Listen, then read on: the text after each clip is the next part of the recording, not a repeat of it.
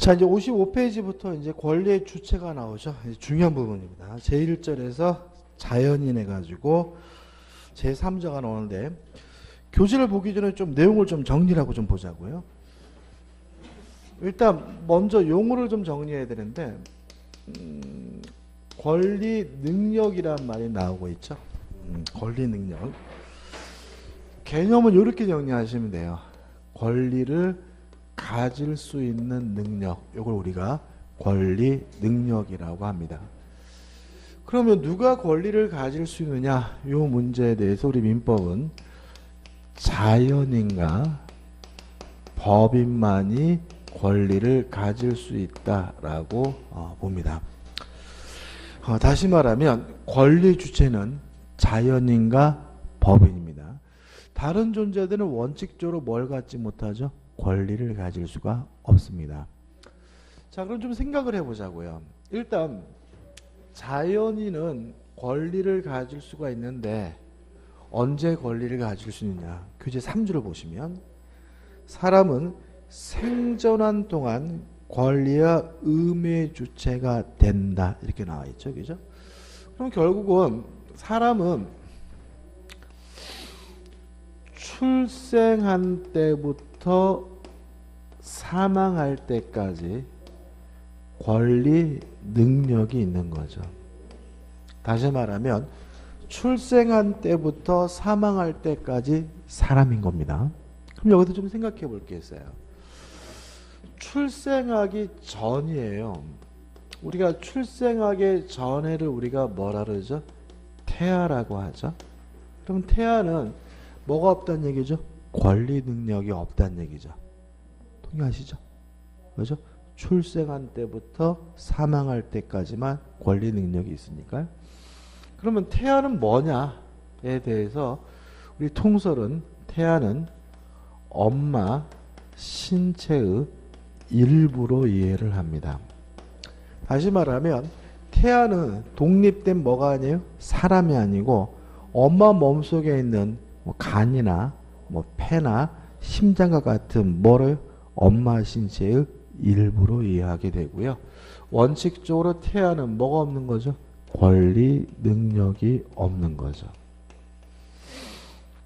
그 다음에 자, 태아는 원칙적으로 권리 능력이 없다가 출생하게 되면 그때 비로소 권리 능력을 갖게 되고 사람이 되는데, 출생 시기에 대해서는 학설의 대립이 있는데 우리 민법은 뭘 취하고 있냐면 전부 노출서를 취합니다. 따라서 민법상 언제부터 권리 능력을 갖게 되냐면 엄마 몸에서 어떻게요? 다 나오는 순간, 전부가 다 노출됐을 때 뭘 갖게 돼요? 권리 능력이 있고 사람이 되고요. 아직 엄마 몸속에 있는 상태라면 뭐가 아닙니까? 권리 능력이 없고 엄마 신체의 일부로 봅니다. 그 다음에 사망하게 되면 우리가 이거를 뭐라 하죠? 시체, 시신이라고 하죠. 그러면 시신도 뭐 없는 거죠? 권리 능력이 없는 거죠. 사람이 아닌 거죠. 이 시신은 뭐가 되냐면 물건이 됩니다. 물건. 그래서 우리가 죽는 순간 뭐로 바뀌게 되냐면 물건으로 바뀌어요. 그래서 우리는 언젠가는 반드시 뭐로 바뀔 존재죠? 물건으로 바뀔 존재죠. 그죠? 그러고 생각하면 굳이 열심히 살 필요가 없는 게 아닌가라는 생각도 들긴 하는데, 아무튼 시신은 뭐죠? 물건이다. 그 다음에 사망 시기에 대해서 우리 통솔과 판례는 뭐로 보냐면 맥박 종지설을 취합니다. 따라서 언제 죽은 거죠? 맥박이 멈추는 순간. 이걸 다른 말로 하면 심장사설이라고 합니다. 그래서 심장이 뛰고 있는 상태에서는 아직 뭐가요? 권리 능력이 있고 뭐가 아닌 거죠? 시체가 아닌 거죠.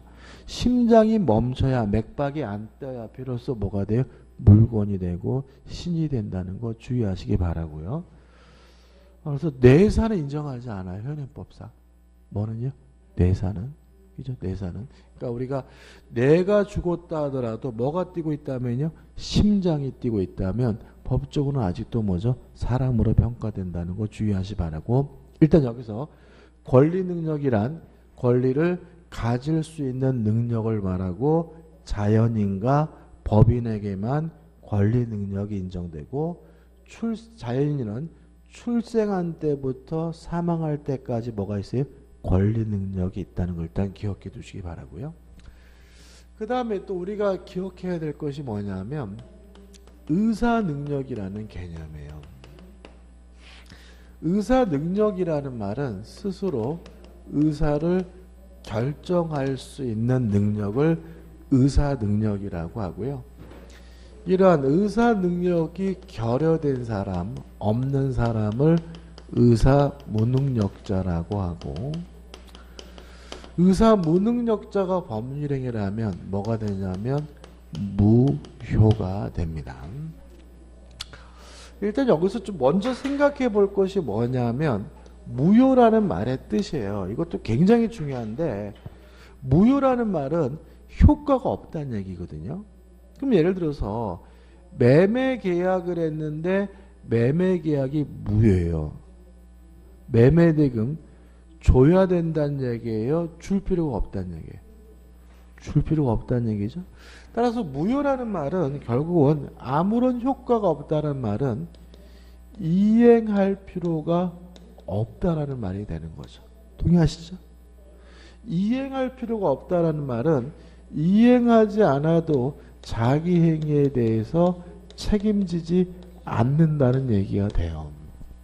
그래서 의사 무능력자가 법률행위라면 무효가 된다는 말은 의사 무능력자는 자신의 행위에 대해서 뭘 안 진다는 얘기죠? 책임을 지지 않는다는 얘기고요. 따라서 우리 민법은 의사 무능력자와 책임 무능력자를 같은 의미로 이해하게 됩니다. 자, 그럼 생각해 보자고요. 누가 의사 무능력자냐? 요 문제에 대해서 일단 어린아이 유아는 의사 무능력자입니다. 예를 들어 가지고 아이가 3살 먹은 꼬마예요. 그럼 3살 먹은 꼬마는 출생을 했으니까 뭐는 인정이 되죠? 권리 능력이 인정되지만 3살 먹은 꼬마가 스스로 뭐 할 수는 없어요? 의사를 결정할 수는 없으니까 이 아이는 뭐죠? 의사 무능력자고 자신의 행위에 대해서 뭘 안 져요? 책임을 안 지게 되는 거죠. 동의하시죠? 그죠? 만취자입니다. 술을 이빠이 처먹었어요. 만취 상태예요. 만취 상태에 빠졌다 하더라도 뭐는 인정이 돼요? 권리 능력은 인정되지만 만취 상태에 빠진 사람은 스스로 뭐 할 수는 없어요? 의사를 결정할 수는 없으니까 만취자는 뭐죠?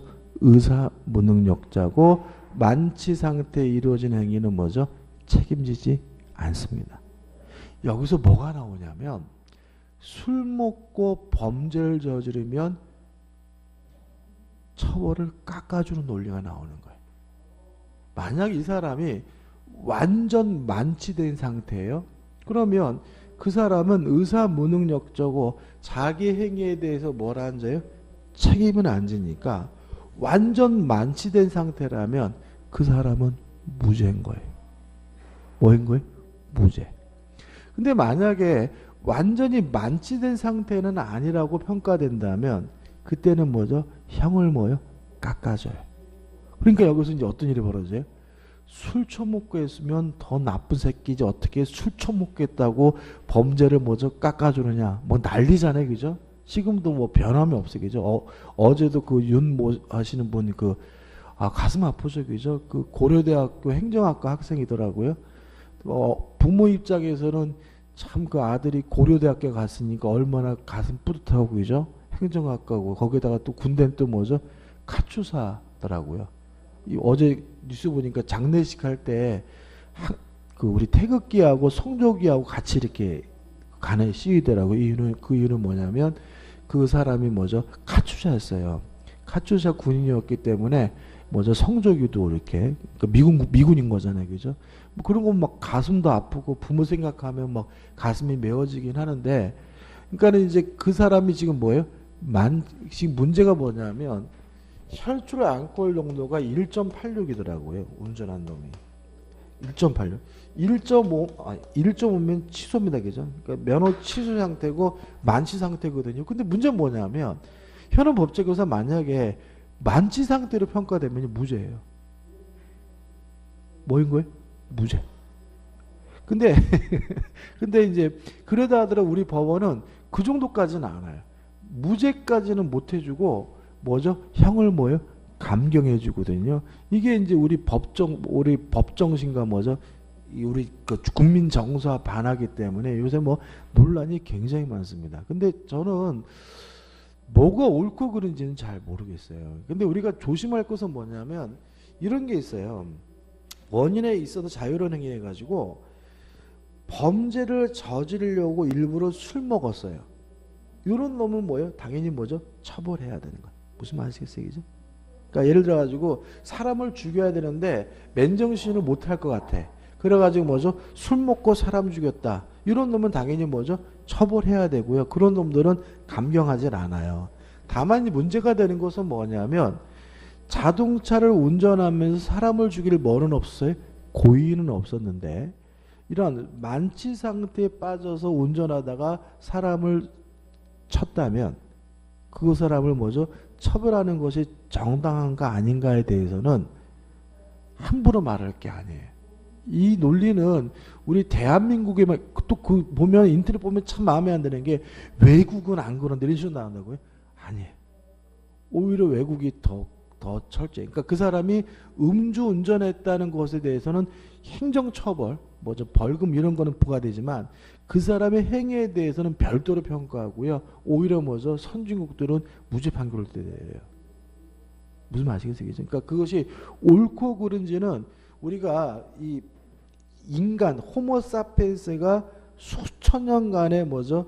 그 법철학적 논란과 뭐 이렇게 토론과 뭐 어떤 인류가 생긴 이유의 이런 논리에 의해서 만들어진 논리이기 때문에 이게 한순간에 이거를 부정할 일은 아니라는 거 좀 생각해 보실 필요가 있고요.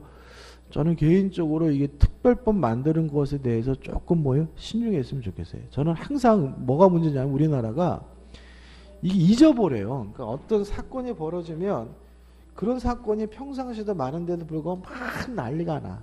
막 난리가 나가지고 뭔가를 가지고 뭐 하다가 몇 달 지나면 조용해져요. 조용해지고 또 뭔 일이 생기면 막 난리가 나. 근데 몇 달 있다가 조용해지고. 근데 문제는 뭐냐면 그런 난리가 났던 일들이 하나도 뭐 되지 않았어요? 해결되지도 않았는데 그냥 이 똑같은 행동인데도 불구하고 그 이런 논쟁이 벌어지고 있을 때 행위한 사람은 엄벌을 받고 그런 거 느끼시나요? 그러니까 예를 들어 가지고 학교 폭력이잖아요, 그죠? 작년인가 같은데 뭐 해가지고 막 아이들이 뭐 학교 폭력을 하는데 난리 났었잖아요, 그죠? 그럼 난리가 나가지고 그때 만약에 학교 폭력을 한 애는 무조건 구속이었던 거예요. 근데 실제로 우리도 생각해 보시면 어른끼리 치고받고 싸워도 구속은 안 시켜요. 폭행이니까. 그죠? 보통 뭐죠? 합의하면 뭐죠? 그냥 뭐 이렇게 끝나는데 그때는 뭐예요? 아이들이 폭행을 했다는 이유로 뭐예요? 구속을 시키고 징역형을 때리면 그 아이는 뭐죠? 평생 또 다들은 주운 글씨가 매겨지는 거잖아요. 그죠? 근데 이게 어떤 이슈가 됐을 때 항상 이러다가 말고 이런 건 의미가 없는 것 같고 저는 개인적으로 이것도 수천 년간의 논란의 결과 만들어진 논리이기 때문에 어떤 한 가지 사건만으로 이것을 단순히 뭐죠 간단히 해결될 문제는 아니고 저는 개인적으로 만약에 특별법을 만들거나 법을 개정해야 된다면 제발 좀 신중하게 공청회도 하고 청문회도 하고 수개월 동안 뭐죠 토론과 싸움과 이런 건 싸워야 되는 거죠. 싸움과 그래가지고 뭐죠 국민적 합의에 의해서 뭔가를 만들어내야지 그냥 후닥해서 뭔가 만들어버리고 끝난다 그래서 해결될 문제는 아닌 것 같아요. 아무튼 여기서 뭐죠 논리가 발생하는 거죠. 그다음 문제가 좀 있어요. 뭐가 있냐면은 그러면 3살 먹은 꼬마는 의사 무능력자인데 몇 살부터 의사 능력이 있느냐 이게 굉장히 애매합니다. 예를 들어 가지고 10살짜리가 의사 능력이 있느냐? 잘 모르겠어요. 13살 먹은 아이가 의사 능력이 있느냐? 잘 모르겠어요. 왜 그러냐면 이거는 케이스 바이 케이스예요. 만약에 8살 먹었더라도 애가 똘똘하면 뭐가 될 수 있어요? 의사 능력이 있을 수가 있고요. 17살이 됐더라도 아이가 뛸 때라면 먼저 의사 능력이 없을 수도 있는 거예요. 그 또 최근에 또 벌어졌던 일이 또 뭐가 있냐면은 그 최근에 판결 난 건데 그 뭐죠? 용인 그 아파트 밑에서 그 아주머니가 그 고양이한테 이렇게 밥 주고 있는데 초딩들이 뭐죠? 벽돌을 던져가지고 이분이 맞아서 돌아가신 사건이 있었거든요. 기억나시죠? 그죠? 근데 이 아이들이 그 초등학교 3학년인가? 몇 살이죠? 11살인가요? 12살인가? 12살 정도 됐던 걸로 기억하는데 이 아이들의 우리 법원이 의사 능력을 부정했어요. 그래서 이 아이들은 이 벽돌 던진 행위에 대해서 책임질 필요가 없다 이렇게 판결을 내렸거든요. 그랬더니 또 인터넷 댓글 보니까 난리가 난 거죠. 막 애들은 사람 죽여도 된다는 얘기냐 막 난리가 난 거예요. 그죠? 근데 그거는 오히려 누구를 보호하기 위한 것이냐 민사재판입니다. 형사재판이잖아. 그 피해자를 보호하기 위한 판결인 거예요. 왜 그러냐면 만약에 이 아이의 의사 능력을 긍정하면요. 이 아이는 자신 행위에 대해서 뭘 져야 돼요? 책임을 져야 되니까 돌아가신 유가족들한테 위자료와 손해배상을 해줘야 되거든요. 뭔 돈으로? 얘 돈 있어요? 얘는 뭐죠? 재산이 없잖아요. 아이들은 뭐요? 용돈 받아 쓰는 애잖아요. 얘한테 만약에 10억 주라고 판결을 내봤자 뭔 의미가 있어요? 그러니까 줄 돈도 없는데 한 달 용돈 5만 원 받아도 어떻게 할 거예요? 그죠? 그래서 이런 경우에는 애매한 경우에는 피해자를 보호하기 위해서 의사 능력을 부정해줘요. 우리 법원이. 그럼 어떻게 되냐면 얘가 의사 능력이 없으면 이 아이는 자신 행위에 대해서 뭘 안 져요? 책임을 안 지고요. 그 대신 누가 책임을 지냐면 부모가 책임을 지게 돼. 누가요? 부모가. 그럼 법원이 의사 능력을 부정해주면 이 유가족들이 누구를 상대로? 부모를 상대로 위자료와 손해배상을 청구할 수 있는 길이 열려요. 그래서 보통 이런 재판은 묘하게 흘러가는데 가해자 측에서 우리 아이에게 의사 능력이 있다고 주장을 해요. 누가요? 가해자 측에서. 그래야 현실적으로 뭐죠? 부모가 책임을 안 지니까 뭐 책임 안 지게 되거든요. 오히려 피해자 측에서 그 아이의 의사 능력을 뭐죠? 부정하는 뭐죠? 주장을 하게 되는 이유가 오히려 이것도 뭐죠? 의사 능력을 부정하는 것이 오히려 피해자를 뭐죠? 보호하기 위한 길이 될 수 있기 때문에 그런 거예요. 그래서 이거를 판결을 우리가 뭐 요새 보면 또 사법부가 굉장히 불신받는 시대이긴 한데 뭐 정치적인 사건을 제외하고는 그래도 우리 법원이 의외로 뭐죠? 공정하고요. 판결 내용이 좀 이상하다, 말도 안 된다라고 느껴지는 판결은 다 뭐가 있는 거예요? 이유가 있는 것들이니까 무조건 그 판결을 부정할 댓글을 쓸 일은 아닌 거죠. 저는 개인적으로 만약에 댓글에 따라서 뭐 인터넷에 따라서 뭐 모든 결론이 이루어진다면 굳이 법원이라는 건 필요 없는 거 아닌가요? 그렇지 않습니까? 그죠? 법도 필요 없는 거예요. 어떤 일이 벌어지면 네이버에다가 뭐죠? 투표창 만들어 놓고 그죠? 투표해 가지고 뭐죠? 결론에 따라 처벌하면 되는 거 아닌가요? 그럴 수는 없는 거잖아요. 그래서 일단 우리가 법이나 또는 법원의 결정이 우리 상식과 반하는 경우에는 다 뭐가 있어요? 이유가 있고 근거가 있는 거니까 무조건 부정할 일은 아닌 것 같아요. 아무튼 애매하죠, 그죠? 만취자도 애매하죠. 얼마나 술을 처먹어야 만취자냐, 그죠? 저같이 술을 못 먹는 사람은 조금만 먹어도 뭐예요? 만취자일 수가 있고, 술을 잘 먹는 사람은 뭐죠? 소주 10병을 먹어도 만취자가 아닐 수가 있잖아요. 이것도 사람에 따라 다르고 케이스 바이 케이스고 잘 모르는 거예요. 그래서 의사 무능력자의 가장 명백한 사람이 누구냐면 잠자고 있는 사람입니다. 수면 중인 자예요. 그래서 우리가 앞으로 의사 무능력자면 유아 만취자를 떠오르지 마세요. 이건 애매한 거니까. 누굴 떠오르셔야 돼? 수면 중인 자. 자, 이런 얘기죠. 제가 자빠져 자고 있어요. 자빠져 자고 있더라도 저에게 뭐는 있어요? 권리 능력은 있는 거죠. 그렇지만 잠을 자고 있는 제가 스스로 뭐 할 수는 없어요? 의사를 결정할 수는 없으니까 잠자고 있는 사람 뭐가 되는 거죠? 의사 무능력자인 거죠. 그러니까 다시 말하면 의사 능력은 있다 없다 하는 거예요. 잠자게 되면 뭐죠? 없는 거고, 잠에서 깨면 뭐죠? 있는 거고, 만취 상태면 뭐죠? 없는 거고, 술 깨면 뭐죠? 있는 거고, 있다 없다는 문제고, 가장 명확한 의사 무능력자 누구죠?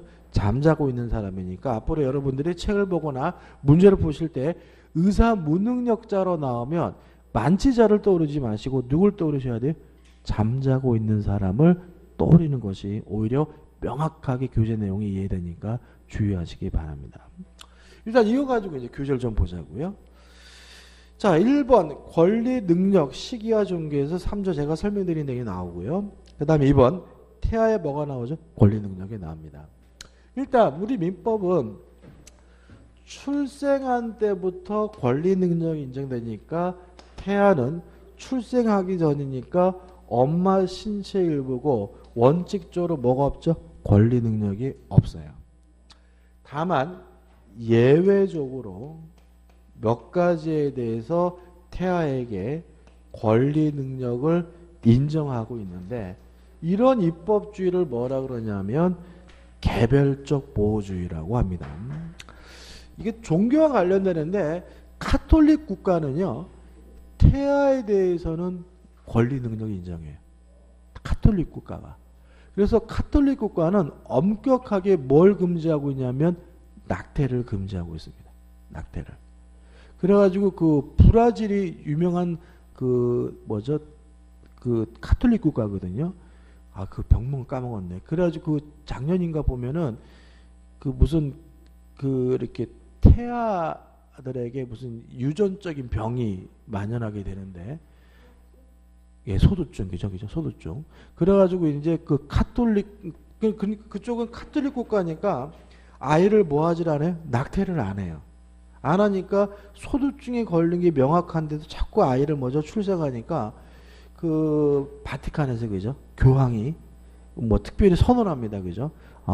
그런 일이 있다면 낙태해도 상관이 없다. 이렇게 교황이 선언을 하는데도 불구하고 낙태를 안 했어요.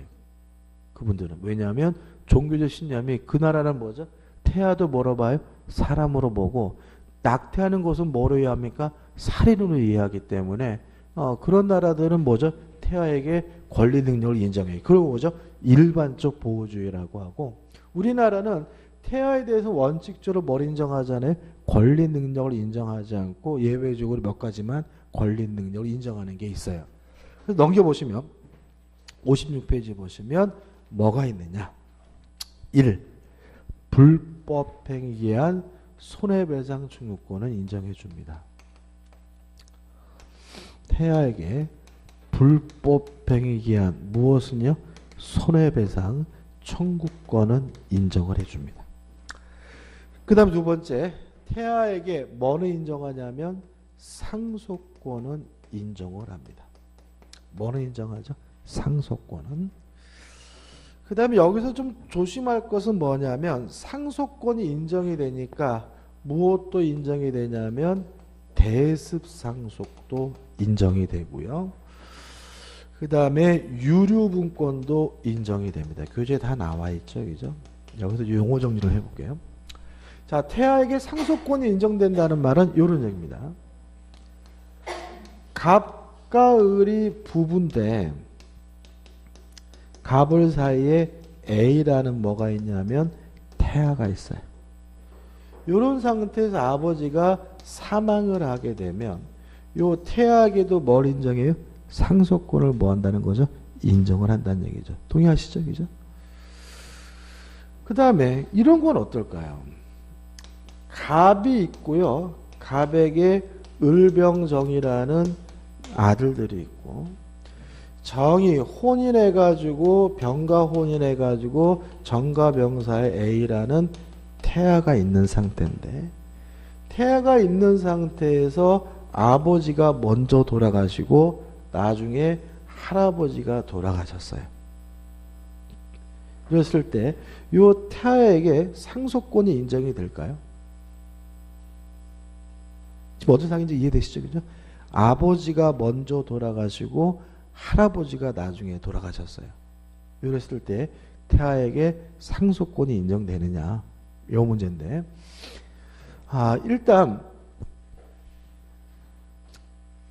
A는 아버지가 생존했으면 받을 수 있는 범위에서 상속권이 인정돼요. 이걸 뭐라 그러냐면 대습상속이라고 합니다. 다시 말씀드리면 아버지가 먼저 돌아가시고 나중에 할아버지가 돌아가시면 손자는 원래는 상속권이 없는 겁니다. 그죠? 원래는 없지만 아버지가 생존했으면 받을 수 있는 상속분을 누가 받아요? 손자가 받게 되는데 이걸 뭐라 그래요? 대습상속권이라고 하고, 이러한 대습상속권이 누구에게도 인정이 돼요? 태아에게도 인정이 됩니다. 동의하시죠? 이해되시죠? 그 다음에 유류분권은 뭐냐면 이런 겁니다. 갑이 A와 B 아들 둘이 있어요. 근데 아까도 판례가 있었지만 A는 참 이쁜 장남이고 B는 너무 꼴배기 싫어 죽겠어요. 그래가지고 갑이 유언장에다가 뭐라고 해놨냐면 내 재산을 전부를 A에게 준다라고 이렇게 유언을 했어요. B한테는 한 푼도 안 주고요. 이럴 때 B는 진짜로 한 푼도 못 받을까요? 어떤 생각인지 아시겠죠? 그죠? 그죠? 한 푼도 못 받을까요? 아니에요. 이때 B에게 최소한도로 보장되는 상속분이 있는데 이걸 뭐라 그러냐면 유류분이라고 합니다. 다시 말하면 피상속인이 침해할 수 있는 상속분 보통 2분의 1입니다. 최소한도로 보장되는 상속분을 우리가 뭐죠? 유류분권이라고 하고요. 이 B가 뭐라 하더라도요, 태아라 하더라도 뭐가 인정이 됩니까? 유류분권이 인정이 됩니다. 다시 한번요. 태아는 상속권이 인정이 되고요. 무엇도 인정이 돼요? 대습상속권도 인정이 되고, 뭐도 인정됩니까? 유류분권도 인정이 됩니다. 그 다음에 세 번째 유증이죠. 유증을 받을 수가 있습니다. 유증이라는 것은 뭐냐면 유언의 방식으로 하는 증여를 우리가 뭐죠? 유증이라고 합니다. 무슨 말인지 아시겠죠? 그죠? 유언장에다가 내 재산을 누구한테 준다 이렇게 써놓는 게 뭐죠? 유증이고, 누구에게도 유증할 수 있어요? 태아에게도 뭐 할 수 있어요? 유증할 수가 있는데, 조심할 것은 유증은 받을 수는 있지만 뭐 받을 수는 없냐면 증여는 받을 수가 없어요. 태아는 뭐는 받을 수 없어요? 증여는. 유증은 받을 수 있지만 증여는 받을 수 없다. 이게 판례 입장이고, 왜 그런지는 우리가 나중에 좀 이해해야 돼. 일단 오늘은 유증은 받을 수 있지만 뭐는 받을 수 없어요? 증여는 받을 수 없다. 이유는 우리가 나중에 이해하게 됩니다. 그 다음에 이제 네 번째 인지죠. 인지의 대상은 될 수가 있습니다. 조심할 것은 인지해달라고 뭘 할 수 없냐면 청구는 할 수가 없습니다. 인지라는 말이 뭐죠? 자신의 자식임을 인정해달라고 요구하는 행위를 우리가 뭐죠? 인지라고 합니다. 최근에 그 영국에서 저를 교수님 잘 까먹죠. 유명한 가수가 죽었어요. 가수가 돌아가셨는데 제가 아는 가수니까 굉장히 유명한 가수겠죠. 근데 가수가 죽고 나서 어떤 여자분이 우리 아버지라는 사실을 확인해 달라고 뭐죠? 청구하는 소송을 얘기했어요. 이걸 우리가 인지 청구 소송이라고 합니다. 그러면 이제 부녀 관계인지를 확인해야 되잖아요. 그죠? 그래서 영국 법원은 어떻게 했냐면 무덤을 파헤쳤어요. 무덤을 파헤쳐가지고 그 시신에서 머리카락을 잘라내가지고 그 주장하신 분하고 유전자 검사를 해가지고 부녀 관계가 맞는지 확인해가지고 진짜 부녀 관계가 맞다. 이렇게 언론에 보도된 적이 있거든요. 아무튼 자신의 자식임을 인정하는 행위를 우리가 인지라고 합니다. 태아는 인지의 대상이 될 수 있다는 말은 뭐예요? 태아 상태에서 아버지가 뭐 할 수 있어요? 인지할 수 있다는 거죠. 요 뱃속에 있는 아이는 내 아이다라고 뭐 할 수 있어요? 인지할 수가 있는데, 조심할 것은 태아 상태에서는 인지해달라고 뭐 할 수는 없어요? 청구할 수는 없고요. 얘가 인지해달라고 청구해달라면 뭘 해야 됩니까? 출생을 해야 청구할 수 있다는 것이 우리 판례 입장임을 주의하시기 바랍니다. 여기 시험이 잘 나옵니다. 자, 다시 한번요. 출생하기 전인 태아는 엄마 신초의 일부이기 때문에 원칙적으로 무엇을 인정하지 않습니까? 권리 능력을 인정하지 않는다. 다만 불법행위에 의한 손해배상 청구권 인정이 되고요. 상속권, 대습상속, 유류분권을 인정하고 유증 받을 수 있고요. 조심할 것은 증여는 받을 수 없고 인지의 대상이 되지만 뭐 할 수는 없습니까? 인지해달라고 청구할 수 없다는 거 꼭 기억해 두셔야 돼요. 그 다음 문제는 이제 3번 태아의 법적 지위가 1번 정지조건설이 나오고 우측에 뭐가 나오죠? 해제조건설이 나옵니다. 요 정지조건, 해제조건은 우리가 나중에 이제 정확하게 알 건데 그래도 이걸 이해하려면 개념을 알아야 돼요. 일단 정지조건이라는 건 뭐냐면요. 현재 지금은 효과가 없지만 조건이 성취가 되면 미래에 비로소 효과가 생기는 걸 우리가 정지조건이라고 합니다. 예를 들어서 네가 주택관리사 시험에 합격을 하면 1억을 주겠다라고 얘기했다면 현재 당장은 1억을 주지 않겠다는 얘기죠. 다만 미래에 합격을 하면 1억을 주겠다는 얘기니까 뭐가 되는 거죠? 정지 조건이 되는 거죠. 이에 반해서 해제 조건이라는 것은 뭐냐면 현재 지금 이미 효과가 있지만 미래에 조건이 성취가 되면 효과가 없어지는 걸 우리가 뭐죠? 해제 조건이라고 합니다. 예를 들어서 내가 너한테 1억을 주는데 혹시라도 네가 주택관리사 시험에 불합격하면 요거 돌려줘야 돼 라고 계약을 했다면 이게 뭐죠? 해지 조건이에요. 왜요? 지금 당장 뭐 하겠다는 거죠? 1억을 주겠다는 얘기죠. 근데 불합격한다는 조건이 성취가 되면 돌려준다는 말은 증여계약의 효과가 어떻게 없어지는 거니까 이건 뭐죠? 해제 조건이 되는 거죠. 아무튼 조건이 성취가 됨으로써 효과가 생기는 건 뭐죠? 정지조건.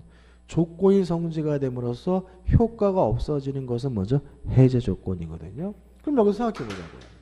자, 우리 민법은 요 네 가지에 대해서 태아에게 뭘 인정하냐면 권리 능력을 인정하거든요. 요 네 가지에 대해서 권리 능력이 인정된다는 말은 무슨 뜻이냐? 정지조건설은 태아 상태에서는 권리 능력이 없다는 겁니다. 없지만 만약에 이 아이가 출생하게 되면 그때 비로소 권리 능력을 갖게 되는 거다라고 이해하는 견해는 뭐죠? 정지조건설에. 이에 반해서 해제조건설은 뭐냐면 태아 상태에서도 뭐가 인정이 돼요? 권리 능력이 인정이 되는데 만약에 출생하지 못하면 사산하게 되면 그때는 있던 권리 능력이 소멸되는 거다라고 이해하는 견해가 뭐죠? 해제 조건설이에요. 다시 말하면 요 네 가지에 대해서도 출생을 해야 비로소 권리 능력을 갖게 되는 거다. 이렇게 이해하는 견해가 뭐죠? 정지 조건설이고요. 출생하기 전에도 뭐가 있어요? 권리 능력이 있지만 출생하지 못하게 되면 권리 능력이 없어져 가는 것이다 라고 이해하는 견해가 뭐죠? 해제 조건설이고요. 일단 우리 판례는 정지 조건설을 취하고요. 학설은 뭘 취하냐면 해제 조건설을 취합니다. 이게 뭐가 다르냐? 이게 좀 생각해 봐야 되는데 상속 순위와 관련돼요. 상속 1순위는 좀 기억해 두시는 게 좋아요. 나중에 우리가 공부할 때 개수 물 건데 상속 1순위는요. 배우자와 직계 비속해서 배우자와 자식이 1순위입니다. 만약에 자식이 없으면 배우자와 부모가 뭐예요? 1순위예요. 무슨 말 아시겠죠? 그죠? 1순위 뭐죠? 배우자와 자식이에요. 근데 자식이 없으면 뭐죠? 배우자와 부모가 뭐죠? 1순위입니다. 이걸 꼭 기억해 두시고. 자, 한번 생각해 보자. 갑과 을이 부부고요. 갑을 사이에 A라는 태아가 있어요. 그 갑에게 병이라는 뭐가 있냐면 부모가 있는 상태란 말이죠. 이런 상태에서 갑이 만약에 사망을 하게 되면 만약에 정지 조건설에 따르면 갑이 죽을 당시에 자식이 없는 거예요. 동의하시나요? 따라서 갑의 재산은 을과 병이 뭐죠? 상속을 받습니다. 해제 조건설에 따르면 갑이 죽을 당시에 뭐가 있는 거예요? 자식이 있는 거예요. 따라서 을과 A가 뭐죠? 공동으로 뭐죠? 상속을 받습니다. 이해되시나요? 그죠? 다시 말하면 태아도 뭐가 인정이 돼요? 상속권이 인정이 되는데 문제는 정지 조건설에 따른다면 이 태아가 비로소 뭘 해야지만요? 출생을 해야지만 뭐가 인정이 돼요? 권리 능력이 인정된다는 말은 갑이 죽을 당시에 뭐가 없어요? 자식이 없는 거니까 배우자와 부모에서 을과 병이 뭐죠? 공동으로 상속을 받게 된다는 얘기고요. 해제 조건서는 태아 상태에서도 뭐가 있어요? 권리 능력이 있지만 출생하지 못하면 권리 능력이 없어진다는 말은 갑이 죽을 당시에도 뭐가 있어요? 자식이 있다는 얘기니까 을과 A가 뭐죠? 공동으로 상속을 받게 된다. 이렇게 되는 거죠. 자, 현행 우리 판례에 따른다면 정지 조건서를 취하기 때문에 이런 사건이 벌어지게 되면 을과 병이 뭐죠? 공동으로 상속을 받고요. 나중에 요 A가 출생하게 되면 요 할아버지 할머니가 받은 돈은 A에게 뭐죠? 돌려주게 된다. 이렇게 해결하게 돼요. 뭐가 맞을까요? 여러분 생각해. 정지 조건설이 맞을까요? 해제 조건설이 맞을까요? 학설은 왜 해제 조건설을 취할까요? 학설의 논리를 읽습니다. 가장 쉽게 말씀드리면 할머니 할아버지 얘한테 돌려주지 않는다는 거죠. 그죠? 나중에 이 아이가 뭐죠? 출생하더라도 할머니 할아버지가 이 아이한테 뭐라 하냐? 돌려주지 않으니까 정지 조건서 실질적으로는 태아의 권리 상속권을 뭐하고 있다는 거예요? 부정하고 있다는 거죠. 그래서 우리 민법에 반한다. 이런 식의 논리를 피해요. 이해되시나요? 그죠? 절대로 안 돌려주죠. 그죠? 왜요? 병이 봤을 때는 자식이 있어야 며느리인 겁니다. 그죠? 자식이 죽었어요? 그럼 뭐라 그래요? 이분들이 내 손주를 위해서라도 이 재산을 뭐죠? 못 내놓는다. 이렇게 우기시는 게 일반적이죠. 그죠? 내 손주를 위해서. 왜냐하면 이 아이가 출생하더라도 결과적으로 재산은 누구한테 다가가는 거예요? 을한테 다가게 되니까 요 부모 입장에서는 자기 손주를 뭐죠? 안 키울까 봐 겁나는 거죠. 그죠? 그래서 못 주고 못 준다 이렇게 되니까 학자분들은 실질적으로 정시 조건서는 태아의 상속권을 뭐 한다고요? 부정한다. 이렇게 부정한다. 이렇게 주장하고 있어요. 그죠? 기억을 넣기 위해서 말씀드리면 보통 이런 일이 벌어지면 누가 등장하죠? 이런 일이 벌어져요. 드라마에 많이 나오잖아요. 이런 거 나오면. 누가 등장하죠? 친정 엄마가 등장하죠. 그래서 을을 만나서 뭐라 그래? 이년아 빨리 애떼 막 이러죠. 그죠? 안 그럴 것 같아요? 지금 을의 친정 엄마가 보니까 사이가 죽었는데, 그죠? 딸만 남았는데 딸이 뭐요? 임신하고 있어. 그러면 보통 우리나라의 그 친정 엄마들이 99%는 뭐라고 해요? 딸만 나가지고 애 빚는 자식들 왜 키우려고 그러냐고 빨리 애 띠라고 뭐죠? 이런 경우가 일반적이잖아요. 그러지 않나요? 그러면 좀 문제가 될 수 있어요. 만약에 그 이 태아를 낙태하게 되면 을에게 재산이 한 푼도 안 갑니다. 왜 그러냐면 태아가 낙태하면 일단 을과 벽이 공동으로 상속받죠. 그죠? 태아가 없으니까. 근데 문제는 을이 태아를 낙태하게 되면 동순이 상속권자를 고의적으로 배제한 거예요. 이때는 상속권을 박탈하는 민법 규정이 있습니다. 그래서 을이 만약에 A를 낙태하게 되면 을의 상속권이 부정이 되기 때문에 갑의 재산은 다 누구한테 가냐면 병한테 다 가요. 그래서 함부로 낙태할 일은 아니에요. 좀 치사한 얘기지만 재산 상태를 고려해야 돼요.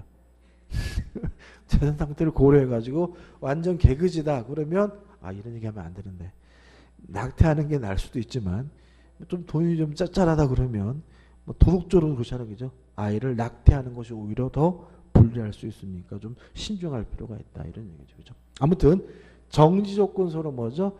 출생해야 비로소 뭘 갖습니까? 권리 능력을 갖고요. 해제 조건설은 원래부터 뭐가 있어요? 권리 능력이 있지만 사선하게 되면 뭐가 없어요? 권리 능력이 없어진다는 얘기입니다. 그죠? 그죠? 근데 여기서 이제 우리가 기억할 건 한 가지예요. 오른쪽 하단에 보시면 4 해가지고 태아가 권리 능력을 취득하기 위한 전제 조건에서 살아서 뭐 할 것이죠? 출생할 것이죠. 자, 왜 그러냐면 다시 한번 보세요. 정지 조건설에 따르면 출생을 해야 비로소 뭘 가지? 권리 능력을 갖고요. 해제 조건설은 출생하지 못하면 있었던 권리 능력이 뭐죠? 소멸되잖아요. 그러면 어떻든 두 가지 학설의 공통점은 태아가 반드시 뭘 해야 돼요? 출생을 해야 비로소 권리 능력을 뭐 한다는 거예요? 취득한다는 결론에 봉착하게 되는 거죠. 그래서 어떤 학설과 상관없이 반드시 태아는 뭐가 돼야 돼요? 출생을 해야 된다. 만약에 출생하지 못했다면 어떤 학설과 상관없이 그 태아에게는 무엇이 인정되지 않아요? 권리 능력이 인정되지 않아요. 그럼 여기서 우리가 시험에 어떻게 나오는지 알 수 있어요. 자, 한번 생각해 보자. 자, 갑과 을이 부부인데 A라는 태아가 있는 상태였어요. 근데 엄마가 교통사고를 당해가지고 뭐죠? 유산을 했어요. 그러면 이 태아는 운전자에게 불법행위를 원인으로 손해배상을 청구할 수 있을까요? 지금 태아에게 불법행위에 의한 손해배상 청구권을 인정하고 있잖아요. 인정되나요? 안 된다. 왜냐하면 반드시 뭐가 돼야 돼요? 출생이 돼야 돼요. 그래서 태아 임산부가 임신해서 유산하게 되면요, 보상금이 거의 없어요. 보험회사 직원이 와가지고 7만 5천 원인데 이딴 소리 한다고요.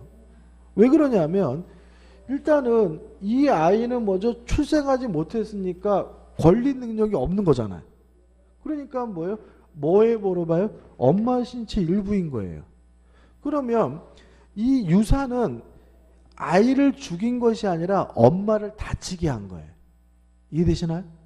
그죠? 중상이에요, 경상이에요? 경상이에요. 왜냐하면 유산했다 그래서 장기간 입원 가려가 필요한 것도 아니고요.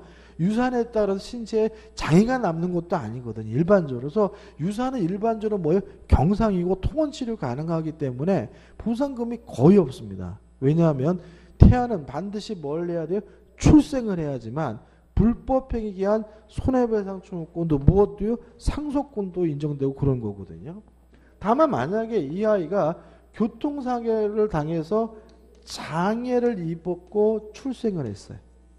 이런 경우에는 뭐 할 수 있어요? 불법행위를 원인으로 뭘 청구할 수 있어요? 손해배상을 청구할 수가 있다. 왜요? 출생을 해야 뭘 인정해요? 권리 능력이 인정되게. 여기서 시험 문제 잘 내기죠. 그래서 태아 상태에서 네 가지에 대해서 뭘요? 권리 능력을 인정하지만 어떤 학설을 취하든지 간에 반드시 뭐가 돼야 됩니까? 출생을 해야 된다. 출생을 해야지만 손해배상 청구권도 상속권도 유증도 인재 대상이 될 수 있다는 것까지 기억해 두시면 끝입니다. 어렵지는 않습니다. 그죠? 여기까지고 좀 쉬었다가 58페이지의 행위 능력을 보도록 하겠습니다.